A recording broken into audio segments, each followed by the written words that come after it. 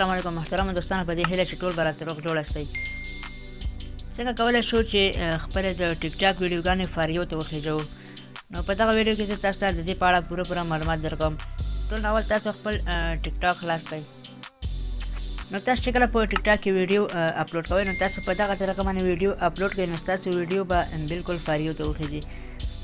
نو کله چې تاسو ویډیو اپلوډ کوئ پلس نشان باندې به کلیک وکړئ، بیا به خپله یوه ویډیو انتخاب کړئ.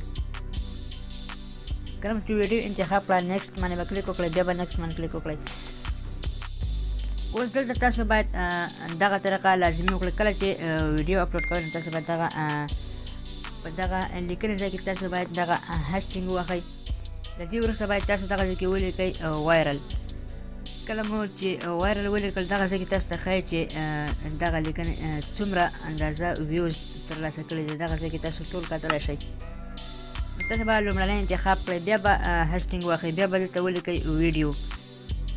کله مو چې ویډیو ولیکله دلته تاسو ګورئ چې دوی څومره ویوز ترلاسه کړي دي، نو بیا به همدا واخلئ. د دې وروسته بیا هاشټینګ واخلئ، بیا به ولیکئ ګرو.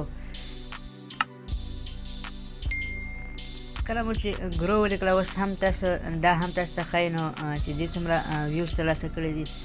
دا به وښایي، بیا به هاشټینګ واخلئ، بیا به دې ځای کې ولیکئ اکاونټ. کله مو چې اکاونټ ولیکه نو بیا به دغه اولنی انتخاب کړئ، بیا به هاشټینګ واخلئ، نو بیا به ولیکئ فاریو.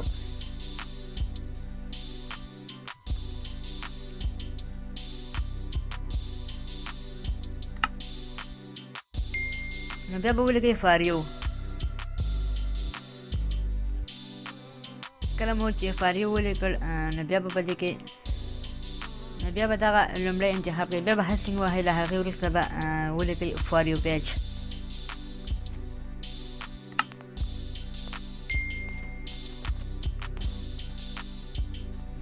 بیا به ولیکئ فاریو پیج. تاسو دغه ځای کې هم کتلی شئ چې د فاریو پیج څومره ویوز ترلاسه کړي دي.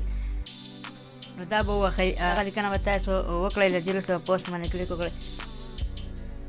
نو کله مو چې دا وکړه له دې وروسته به تاسو خپله ویډیو اپلوډ کړئ.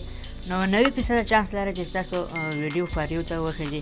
انشاءالله د دې په اړه زه تاسو ته په راتلونکي نورې ویډیوګانې هم ښیم چې په هغوی طریقې سره موږ کولی شو ویډیو فاریو ته وخېږو. له هغوی څخه بهترینه طریقه دا وه چې نننۍ ویډیو کې ما تاسو ته د دې په اړه معلومات درکړل. تر بلې ویډیو د الله په امان.